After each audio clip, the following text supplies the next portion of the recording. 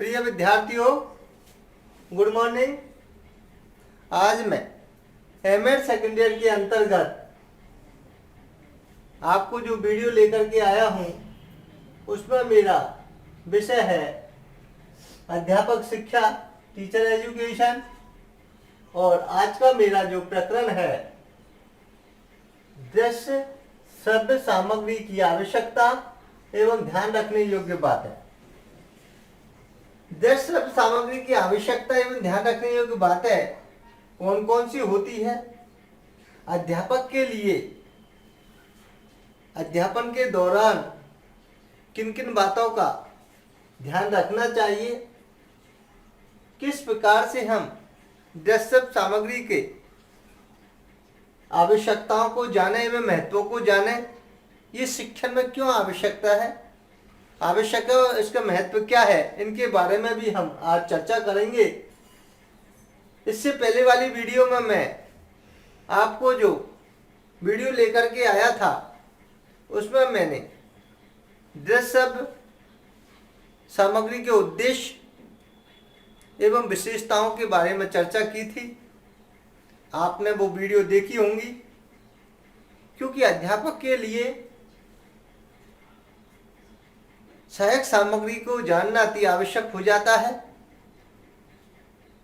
मैंने शिक्षण अभ्यास के दौरान जो एमएड में सिलेबस में दिया गया है उसके अंतर्गत चर्चा की थी। कोटा विश्वविद्यालय कोटा के द्वारा एमएड का जो सिलेबस निर्धारित किया है उसमें इकाइयों के माध्यम से कई बातें अध्यापक के लिए क्या क्या बातें जरूरी है, उन बातों को हमें सीखना चाहिए, प्रशिक्षण के दौरान उनको बताना चाहिए। आशा नहीं, पूर्ण विश्वास है मैं आपको जो वीडियो लेकर के आ रहा हूं उनको आप रोजाना देख रहे होंगे और अच्छे अंकों से आप पास होकर के महाविद्यालय का नाम रोशन करें एवं विश्वविद्यालय में मेरिट में अपना स्थान बनाए, ऐसी आशा हम रखते हैं। इसी के संदर्भ को देखते हुए आज हम सदस्य सामग्री की आवश्यकता एवं महत्व के बारे में चर्चा करें तो पहला है ध्यान आकर्षण करना। हमें ध्यान आकर्षण करने के लिए भी दृश्य सामग्री की आवश्यकता होती है कि छात्रों को अच्छा शिक्षण का कार्य हम एवं अध्यापन का कार्य हम करें और छात्रों को उस विषय वस्तु के प्रति ध्यान आकर्षित करें। ये किस प्रकार हो सकता है? ये सहायक सामग्री के माध्यम से हो सकता है, सब दृश्य सामग्री के माध्यम से हो सकता है। इसलिए हमें जो छात्र कक्षा में विभिन्न प्रकार के होते हैं उनका ध्यान दूसरी जगह चला जाता है, उन ध्यान को केंद्रित करने के लिए हमें दृश्य सामग्री की आवश्यकता पड़ती है ताकि वो विषय वस्तु से जुड़ सके और ज्ञान प्राप्त कर सके और अध्ययन कर सके, विषय वस्तु को सरल तरीके से समझ सके, सीख सके।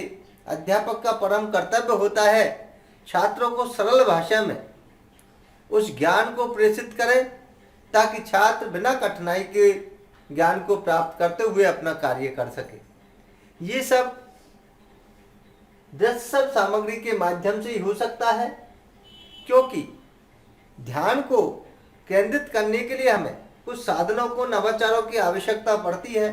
उन नवाचारों के द्वारा हम व्यक्ति की बालकों को ध्यान को केंद्रित कर सकते हैं, आकर्षित कर सकते हैं। दूसरा है समय की बचत।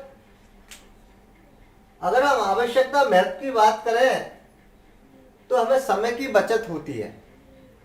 इन जो सामग्री है उनसे हमें समय की बचत होती है, क्योंकि पहले से ही हम सारी तैयारी करके जाते हैं। क्लास में जब अध्यापक जाएगा, छात्रों को शिक्षण करवाएगा, अध्यापन कार्य करवाएगा, तो पहले से लेसन प्लानिंग बना करके, सहायक सामग्री बना करके, श्रव्य माध्यम से जो भी नवाचार उनको ले जा करके उनको पढ़ाने का कार्य करेगा, ताकि उनको उस समय जो कालांश में जितना समय मिल रहा है उसका वो पूरा उपयोग ले सके और ठीक प्रकार से शिक्षण कार्य करवा सके, ताकि हमें समय की बचत हो सके और छात्र निर्धारित समय में पूरी पाठ्य योजना को जान सके और सीख जाए।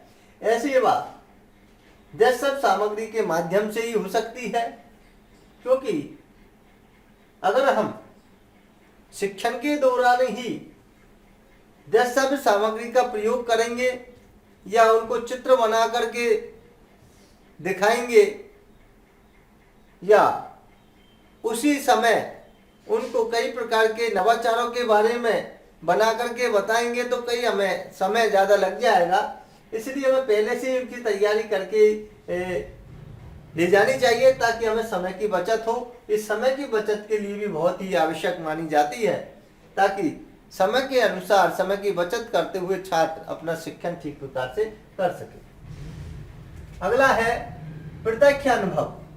प्रत्यक्ष अनुभव की भी आवश्यकता हमें इसमें पड़ती है, क्योंकि इसके द्वारा श्रव्य सामग्री के द्वारा, दृश्य सामग्री के द्वारा, श्रव्यदृश्य सामग्री के द्वारा हम प्रत्यक्ष अनुभव हम कर सकते हैं, क्योंकि प्रत्यक्ष अनुभव के द्वारा ही हम छात्रों को उस सामग्री के बारे में बता सकते हैं, ताकि वो हूबहू उस सामग्री को देख सके, नवाचारों को देख सके, प्रत्यक्ष रूप से उससे जुड़ सके और समझ सके। हमें छात्रों को प्रत्यक्ष रूप से जोड़ने के लिए अध्यापक छात्रों में किसी प्रकार का अंतराल न हो और छात्र प्रत्यक्ष रूप से उस चीज को समझ सके, स्थायी ज्ञान को प्राप्त कर सके। इस आवश्यकता को पूर्ति करने के लिए हमें दृश्य सामग्री के जो आवश्यकता है उसमें ये प्रत्यक्ष अनुभव इसके अंतर्गत आता है कि हम अपने अनुभवों को प्रत्यक्ष रूप से प्रकट कर सकते हैं। ठीक प्रकार से हम सहायक सामग्री को या दृश्य सामग्री के माध्यम से अपना शिक्षण करवाएं, ताकि छात्र उससे जुड़ सके और अच्छा ज्ञान प्राप्त कर सके। ये भी जो आवश्यकता महत्व के अंतर्गत आता है। अगला है सिद्धांतों का स्पष्ट ज्ञान। सिद्धांतों का स्पष्ट ज्ञान जो भी हमारे ये आवश्यकता महत्व के अंतर्गत आता है कि दृश्य श्रव्य सामग्री के जो सिद्धांत है उसको स्पष्ट ज्ञान हम इसके अंतर्गत दे सकते हैं। ये किस प्रकार उपयोगी है, इससे क्या क्या हमें शिक्षण में आवश्यकता एवं उपयोगी हमारे माना जाता है। जैसे प्रत्यक्ष ज्ञान का अनुभव हमें होता है, स्थायी ज्ञान हमें प्राप्त होता है, सरल भाषा में हम सीख सकते हैं, प्रभावी तरीके से हम शिक्षण करवा सकते हैं। ये सब सिद्धांतों को स्पष्ट करने के उपयोगी माना जाता है। अध्यापक का परम कर्तव्य होता है कि वो अच्छी तरीके से छात्रों को आवश्यकता के अनुसार हर बात को स्पष्ट करते हुए, शिक्षा के सिद्धांतों के अनुरूप सहायक सामग्री बनाते हुए, दृश्य सामग्री का प्रयोग करते हुए उन सिद्धांतों में आवश्यकताओं को स्पष्ट करें, ताकि वो ठीक प्रकार से अपना अध्यापन का कार्य, अध्ययन का कार्य वो कर सके। ऐसे जो कार्य है अध्यापक को विद्यार्थियों के शिक्षण के दौरान करने चाहिए, ताकि सरल भाषा में छात्र ठीक प्रकार से अपना अध्ययन कर सके। अगला है नीरसता की समाप्ति। नीरसता की समाप्ति भी दृश्य सामग्री के माध्यम से की जा सकती है। कक्षा में जब सैद्धांतिक रूप से जब हम अध्यापक पढ़ाता है तो कई प्रकार की नीरसता उनके सामने छा जाती है। विद्यार्थियों को पढ़ाई में मन नहीं लगता, पढ़ाई करते करते ऊब जाते हैं, क्योंकि अलग अलग विषय की कक्षाएं जब विद्यार्थी लेते हैं तो नीरसता छाना स्वाभाविक है। नीरसता की समाप्ति के लिए हमें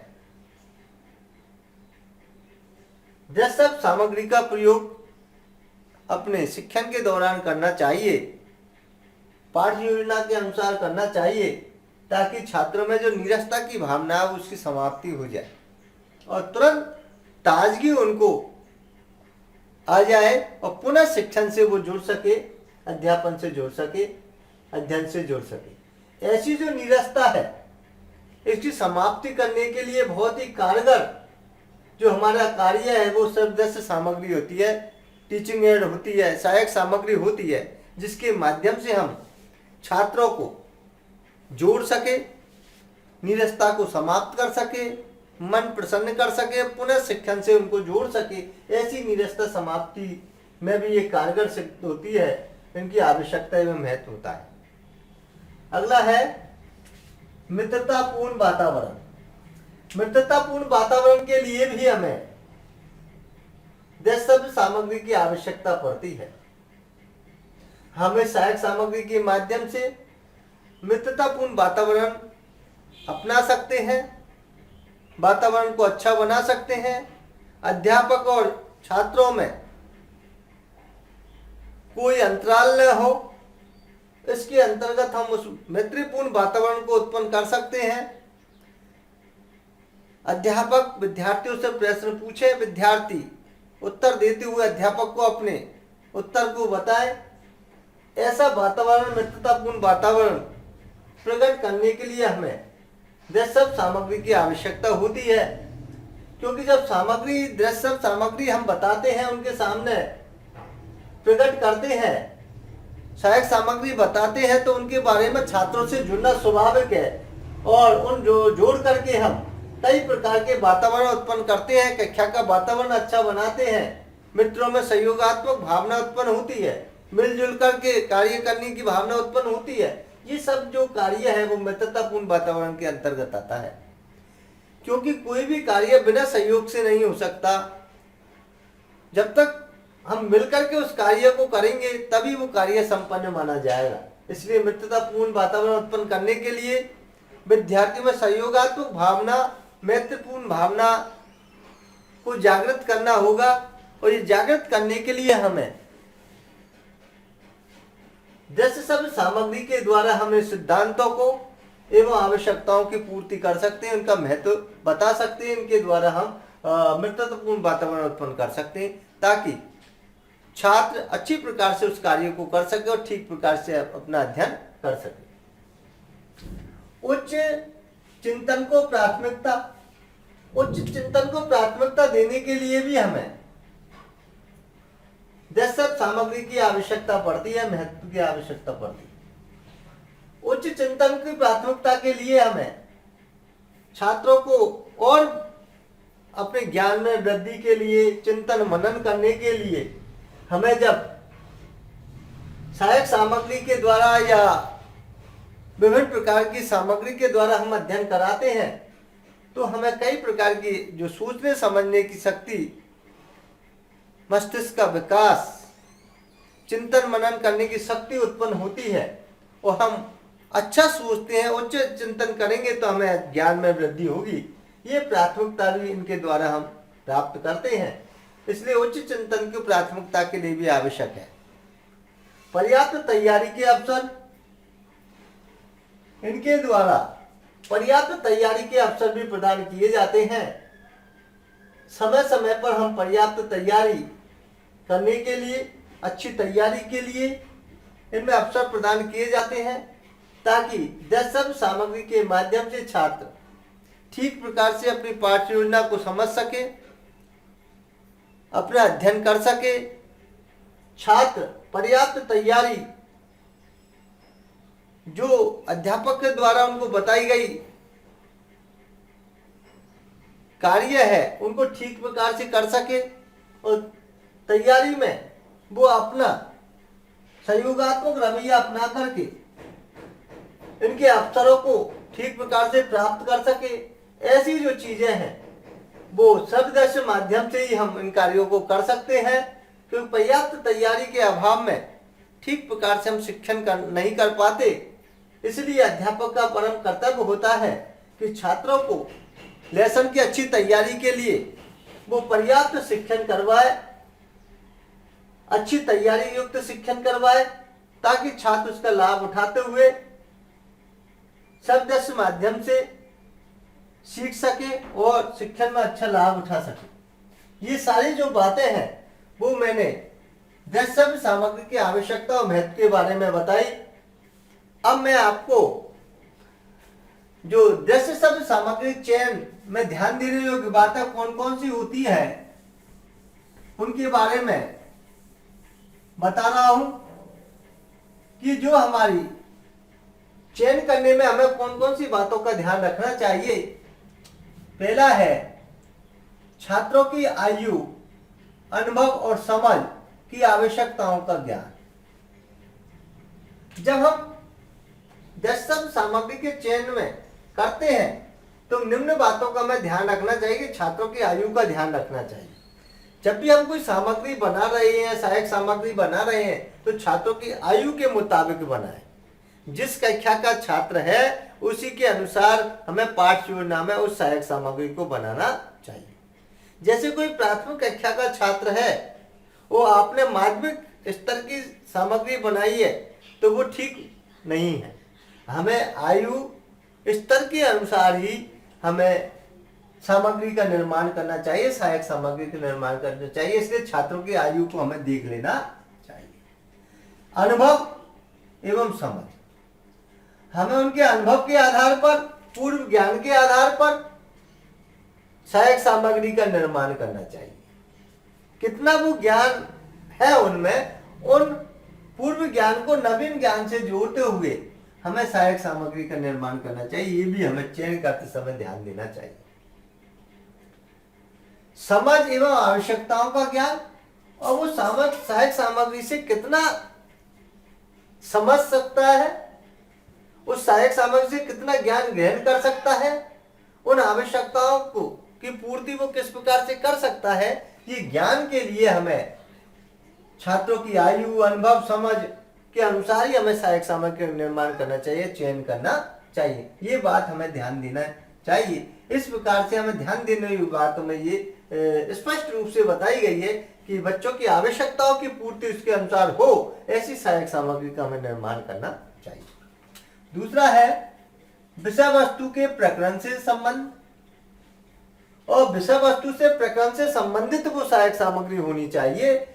अगर हम सहायक सामग्री का निर्माण कर रहे हैं, दृश्य सहायक सामग्री का निर्माण कर रहे हैं, तो विषय वस्तु से संबंधित होनी चाहिए।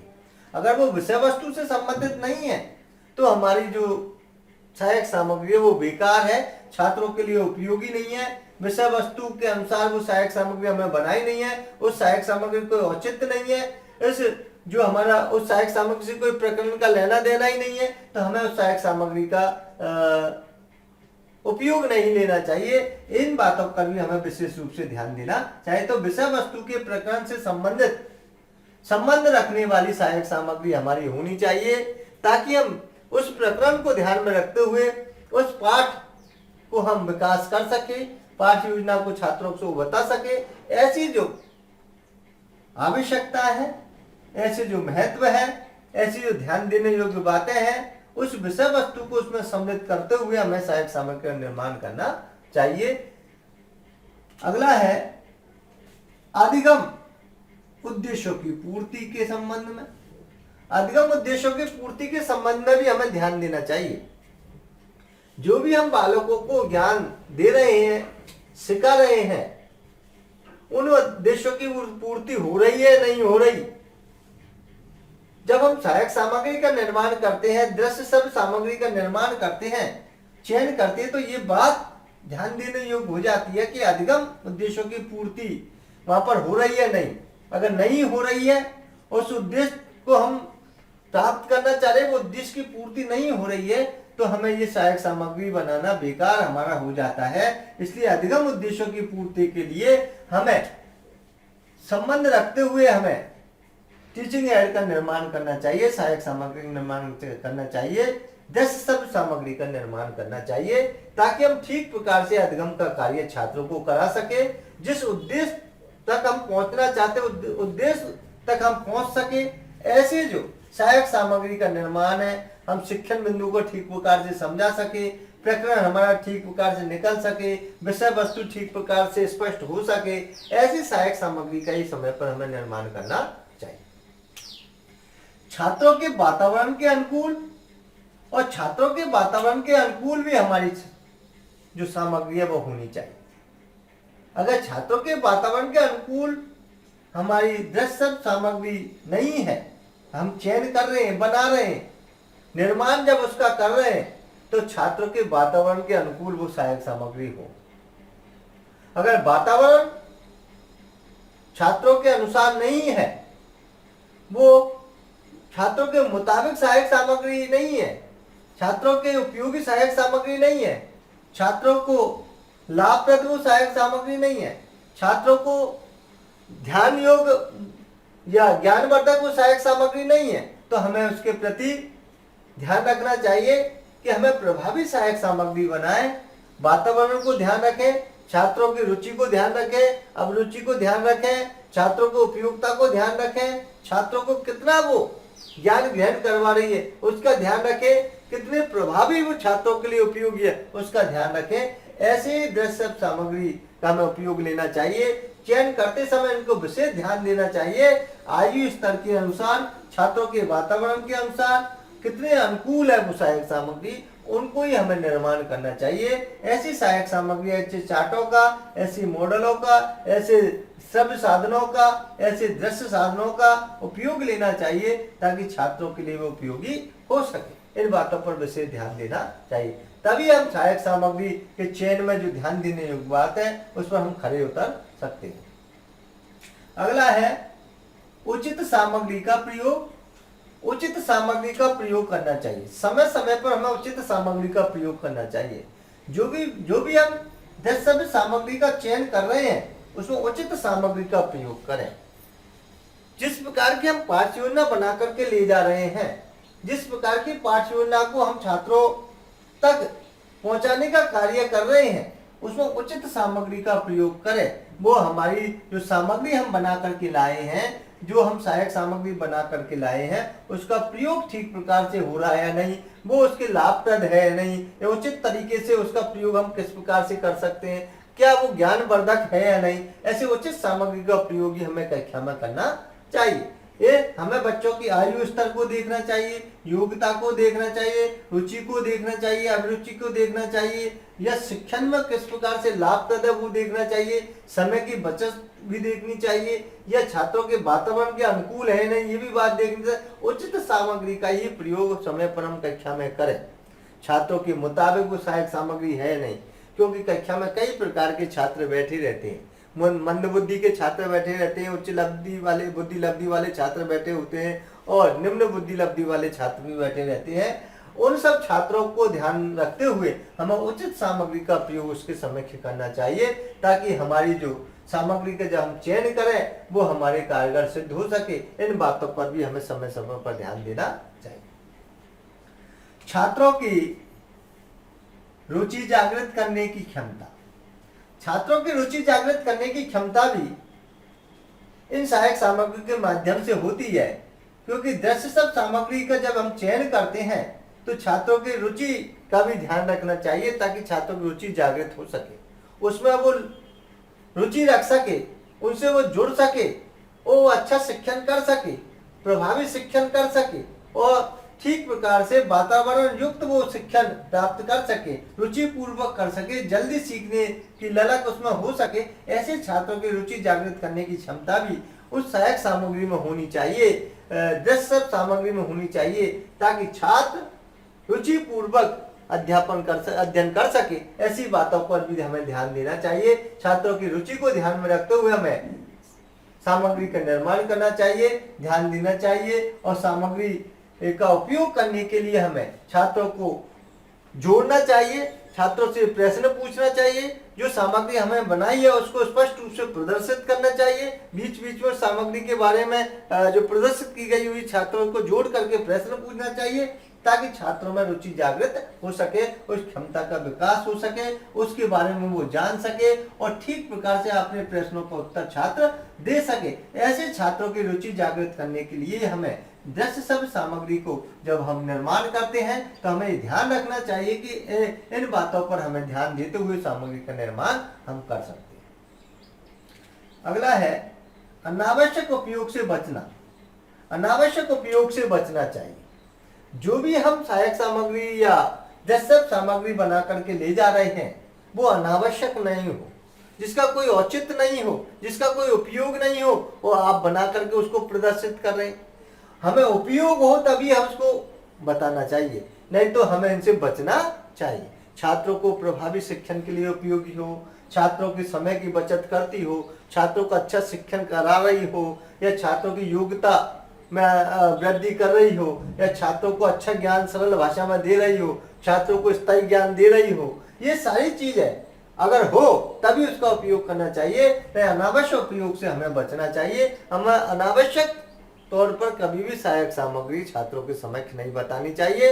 अगर विषय वस्तु के अनुसार सहायक सामग्री है और विषय वस्तु के अनुसार हम पाठ्य योजना के अनुसार सहायक सामग्री बना करके ला रहे हैं, 10 सब सहायक सामग्री बना करके ला रहे हैं, उसका उपयोग हमें समय की बचत करने के लिए या हमें इसका उपयोग करने के लिए लेना चाहिए, नहीं तो हमें अनावश्यक उपयोग उसका नहीं लेना चाहिए, ताकि हमें समय की हानि होती है, श्रम की हानि होती है और बच्चों को कई प्रकार की कठिनाई हमारी विषय वस्तु के अंतर्गत आ जाती है और बच्चे कक्षा में अनुशासनहीनता करते हैं। इसलिए हमें अनावश्यक उपयोग से हमें बचना चाहिए, ऐसी सामग्री को नहीं बताना चाहिए। प्रभावी उपयोग, प्रभावी उपयोग का भी हमें ध्यान रखना चाहिए। अगर हम सहायक सामग्री बना करके ले जा रहे हैं, अगर हमें बनाना है तो हमें ये ध्यान रखना चाहिए कि जो भी हम सहायक सामग्री बना रहे हैं, दृश्य सहायक सामग्री का चयन कर रहे हैं, उसमें प्रभावी या उपयोगी सहायक सामग्री हो। जैसे प्रभावता वो दे रही हो, उस ज्ञान को बढ़ा रही हो, ज्ञानवर्धक हो, कई प्रकार के जो छात्रों को कठिनाइयों को दूर कर रही हो, छात्र को प्रस्तुत कर रहे हैं तो तुरंत उत्तर की प्राप्ति हमारी हो रही हो, ऐसी जो कार्य है, ऐसी प्रभावशाली जो उपयोग है, उस शब्द सामग्री का हमें चयन करते हुए ध्यान रखना चाहिए और उपयोगी ही कार्य हमें अपनाना चाहिए। उपयोगिता का हमें ध्यान रखना चाहिए, प्रभावशीलता का ध्यान रखना चाहिए, ताकि छात्र ठीक प्रकार से अपना अध्ययन कर सके। ठीक प्रकार से अध्ययन करते हुए छात्रों और अध्यापकों में कोई भी ऐसा जो गैप है वो नहीं आए, छात्र और अध्यापक एक दूसरे से जुड़ सके, प्रश्नों का आदान प्रदान हो सके और उत्तर और प्रश्नों का जो आदान प्रदान है अध्यापकों से संतुष्ट हो सके, छात्र को प्रश्न पूछने का अवसर दिया जा सके और प्रभावी जो सहायक सामग्री उसका वो अवलोकन कर सके, देख सके, और जो अगर सभी साधन के द्वारा सुनना चाहते हैं वो सुन सके। ऐसी जो प्रभावशीलता का जो उपयोग है वो अध्यापक के द्वारा छात्रों को बताना चाहिए। ये भी विशेष ध्यान रखना चाहिए। अगला है सरलता, सुगमता एवं उपयुक्तता के गुणों की पूर्ति। सरलता, हमें जो भी शब्द से सामग्री का चयन करना है वो सरलता युक्त हो, सरल हो, कठिनाई युक्त नहीं हो, ठीक प्रकार से छात्र उसको समझ सके और बना सके। ऐसी प्रक्रिया भी हमें उनको बतानी चाहिए कि छात्र भी उसको बना सके। तो उसमें सरलता होनी चाहिए, सुगमता होनी चाहिए, ठीक प्रकार से सुगम तरीके से उसको समझ सके। बनाना और सीखना कई प्रकार के जो है सरलता, सुगमता और उपयुक्तता और सहायक सामग्री कितनी उपयुक्तता है, कितनी हमारी शिक्षण में आवश्यकता है, उसकी वो पूर्ति कितनी कर रही है, शिक्षण में किस प्रकार का उसका महत्व है, कितनी प्रकार की आवश्यकता है, उसकी किस प्रकार आवश्यकता की वो पूर्ति कर रही है और हमारे महत्वों पर कितना खरा उतर रही है। इन सारी चीजें सरलता, सुगमता और उपयुक्तता के गुणों की जो पूर्ति है वो हमारी दृश्य सामग्री के चयन में जो ध्यान देने योग्य बातें हैं उसके अंतर्गत आती है कि ऐसी सहायक सामग्री का हमें निर्माण करना चाहिए